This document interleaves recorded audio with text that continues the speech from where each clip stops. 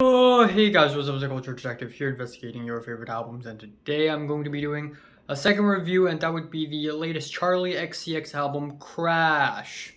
So, Charli XCX is a British pop singer-songwriter, and this is her latest album, Crash. Now, I can't say I'm a huge fan of Charli XCX, but I have to admit that the album she released in 2019, Charli, is genuinely one of the best pop albums to be released in the 2010s. It is futuristic, it is energetic, it is packed with great songwriting, great features, great production, and Charli XCX is slowly becoming a trailblazer, a front runner in the world of futuristic hyperpop.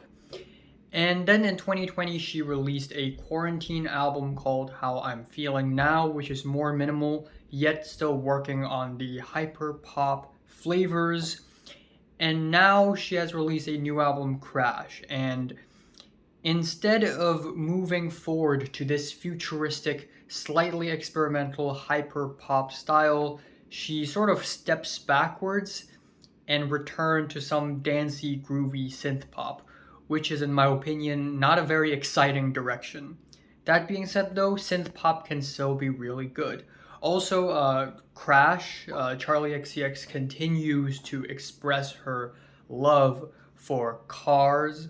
Ever since I crashed my car and I don't care, to Vroom Vroom, to the music video in Gone, to Crash, which is probably like a David Cronenberg reference or something, which is really cool. But anyways, I'm just gonna get it out there. I think Charli XCX's new album is kind of underwhelming, and it's nowhere near as good as her last two. So I'm going to talk about the tracks I love first. Of course, we have the title track, the album opener. It starts off with these sharp, bright, icy vocals that are a little bit one note, but then that is juxtaposed with summery, blissful guitars and a snappy beat. It's very catchy, it's very fun, it immediately catches your attention, and it is a really good album opener. I also really like the track Good Ones, which is this late 90s, early 2000s throwback pop song with a constant beat, a sexy, sassy vocal performance, chunky guitars, a fiery music video, and also the chorus, I always let the good ones go. It's just really freaking catchy. And then we have the track Beg for You featuring none other than Rina Sawayama. And this track interpolates September's Cry for You, and it samples that track really well. It has a really fashionable, skippy two-step beat, some subtle synths, and Charli and Rina have amazing chemistry on this track. I really like Rina's very strong vocals on this track. And then, of course, we have Lightning, with the quiet intro, with the robotic manipulated vocals, and then there's the beat drop, and we get these hard-hitting beats, chunky keyboards, some percussion breakdown in the second half of the track, and it's good. It's good.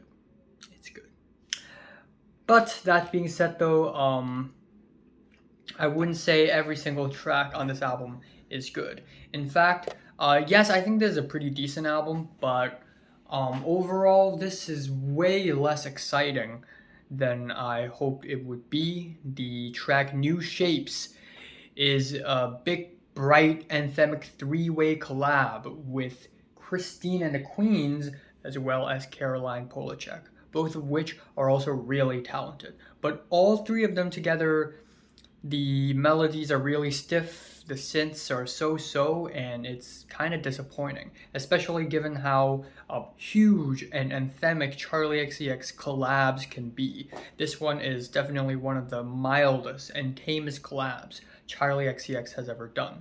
The track Constant Repeat has some nice plucky instrumentals, it's shimmery and futuristic, but the vocals are just really repetitive and roundabout. And then we have the track Move Me, which is a spacier, atmospheric track. And in its core, it's pretty much a by-the-numbers throwback Charli XCX song. The track Baby is a funky dance pop song with Charli going off on these refrains.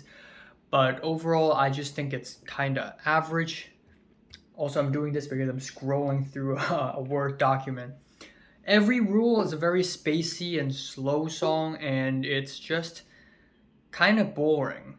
And it's not like Charli XCX can't write ballads or anything. She can, and she can write a damn good one. But this one is just not it. And the rest of the album is just pretty underwhelming. The track Yuck almost tramples on alternative R&B territory, which is fine. It's a fun little summery jam with some lovey-dovey lyrics. It's very safe. It's not bad, but is it great? Not really. And then we have the track Used to Know Me, which is easily the worst track on the entire album. It has some hard, angular keyboards, and it just sounds like an old school YouTuber intro. It just sounds like some some 9-year-old's YouTube intro from the year 2015. It just sounds like that to me. And then finally, the album ends off on Twice, which I think is kind of underwhelming. Doesn't have much to offer. So yeah, overall, I'm just not very hyped up by this album. And lyrically, pretty much all of the tracks here are love songs, songs related to love with so-so lyrics, and with lyrics not written with a lot of thinking behind it. Obviously, this album is made for, clubs, club bangers. So yeah, I'm not very impressed. My favorite track here is Good Ones, Beg for You. And my least favorite is Used to Know Me. I'm giving Charli XCX Crash a strong 6 out of 10. So, have you listened to the latest Charli XCX album? From 1 to 10, how much did you rate it? Like it, and subscribe if you want more. And thanks for watching. I'll be reviewing Rosalia tomorrow.